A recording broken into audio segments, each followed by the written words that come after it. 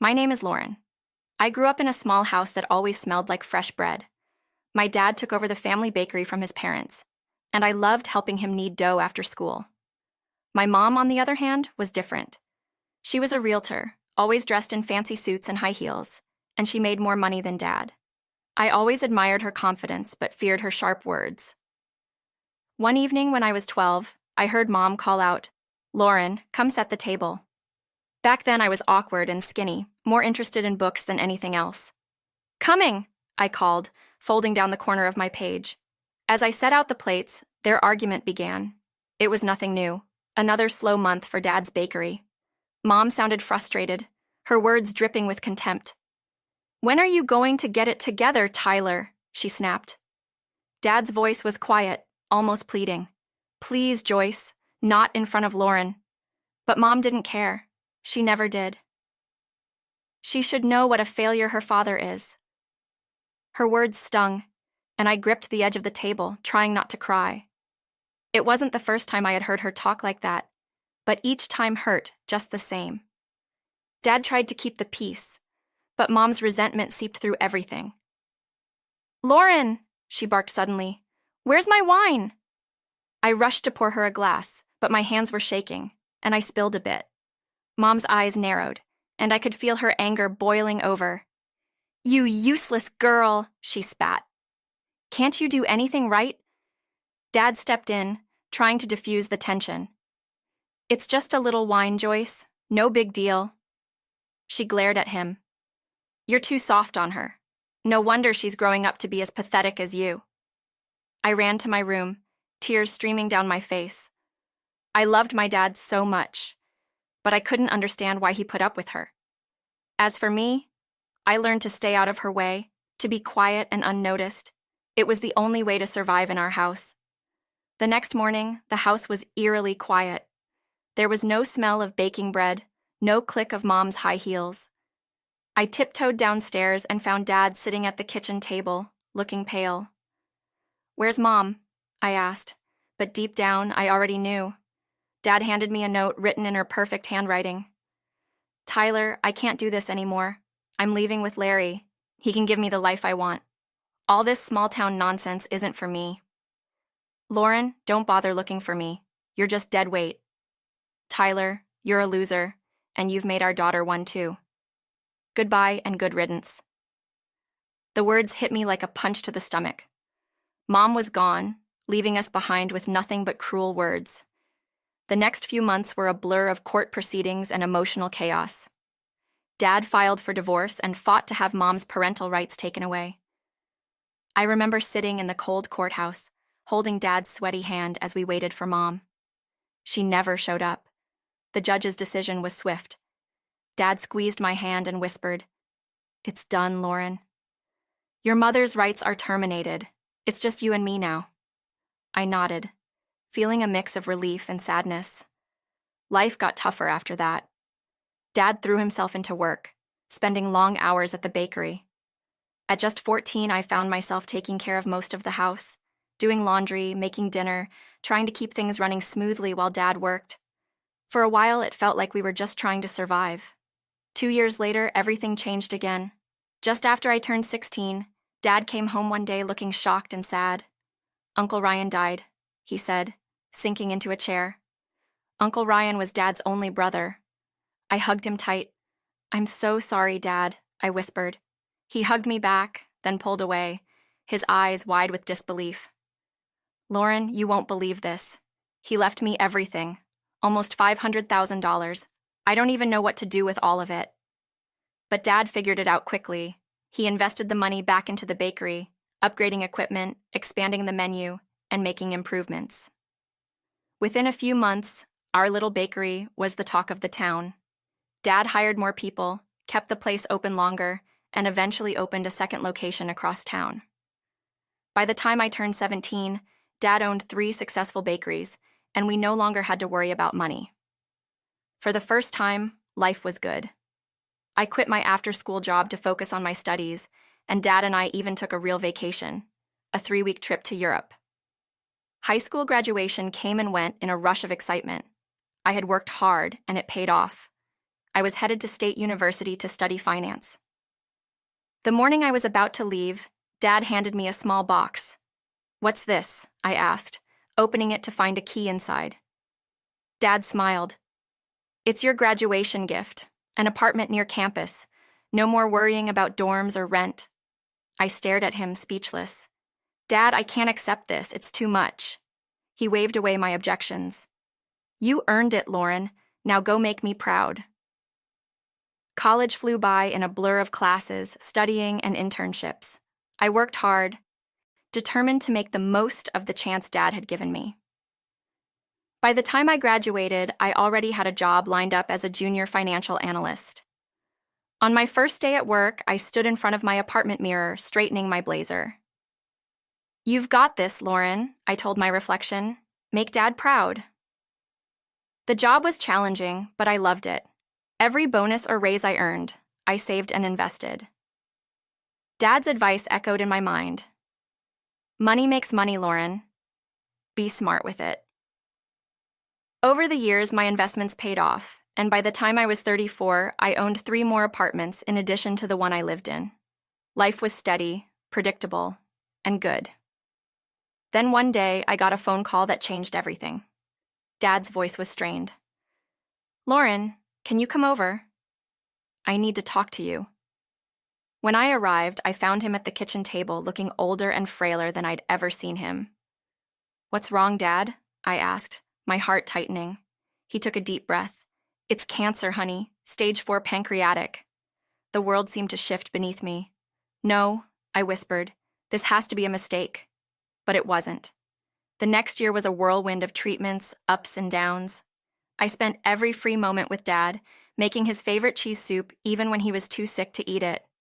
One crisp autumn day, I found him sitting in his favorite chair, looking serious. "We need to talk, Lauren," he said, patting the seat next to him. "The doctors say I've got 5 months tops." I shook my head. "No, they're wrong.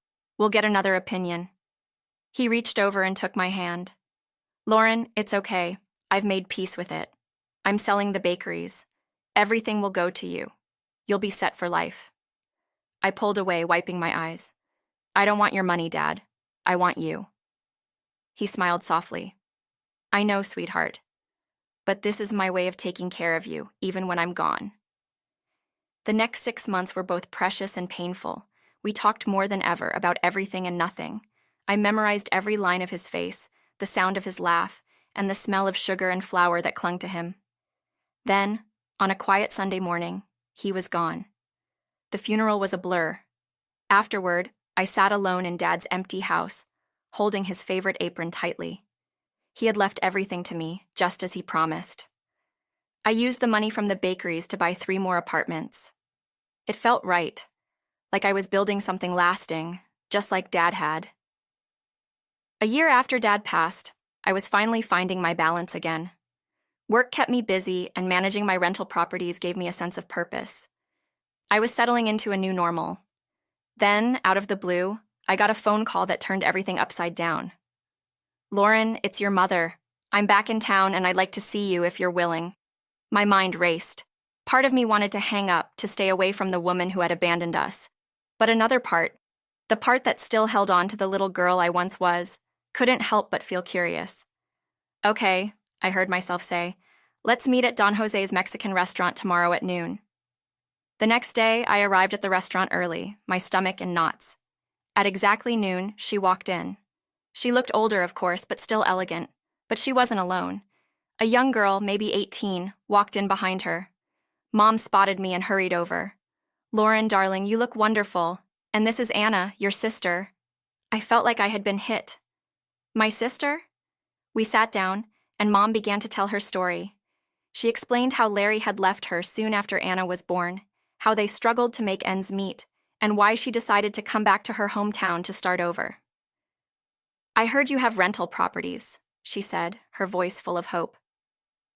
"I was wondering if maybe—" She trailed off, but I knew what she was asking. I looked at Anna, who was staring at her hands, clearly uncomfortable.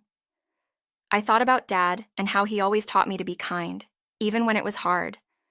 I thought about the scared little girl I used to be, wishing for her mom to come back. Okay, I heard myself say. I have an apartment that just opened up. You can stay there. Mom's face lit up. Thank you, we'll pay rent, of course. I raised a hand. No rent, just utilities for now. As we sorted out the details, I watched Anna. She looked so young, so out of place. I remembered being her age, feeling lost and alone after Mom left.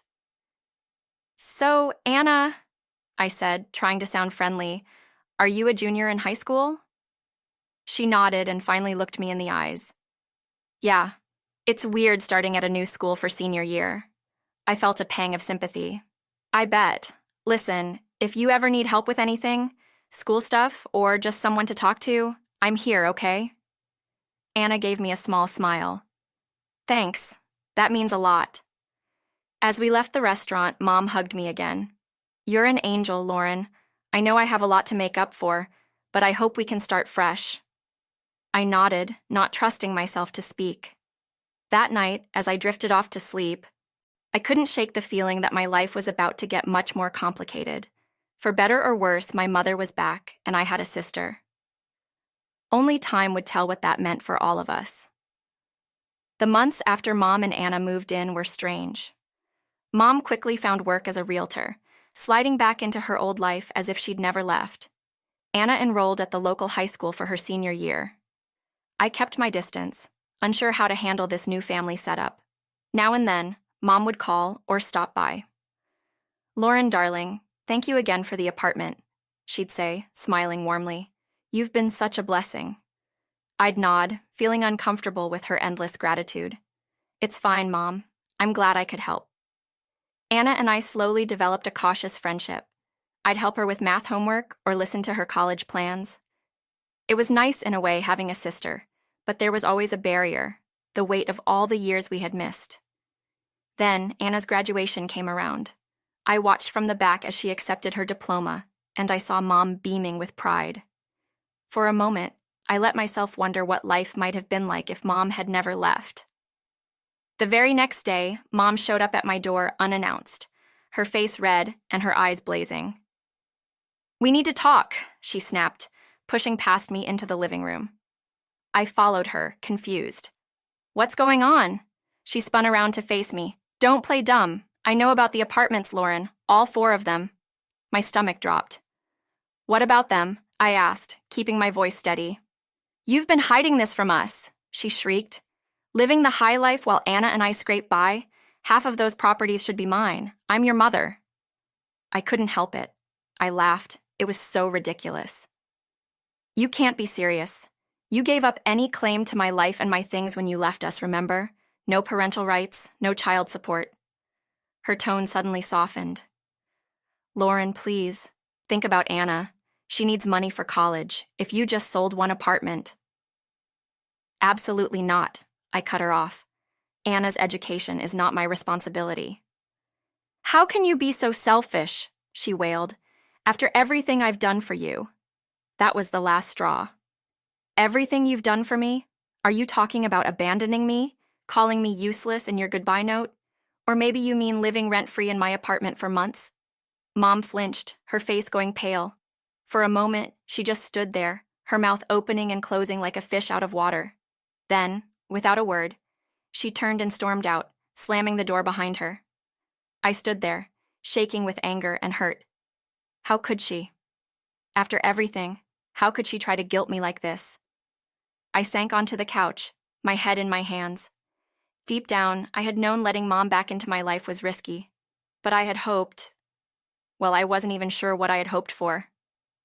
As my anger faded, a deep sadness took its place. This woman, who should have been my support and protector, was a stranger who only wanted to use me. And what about Anna? What was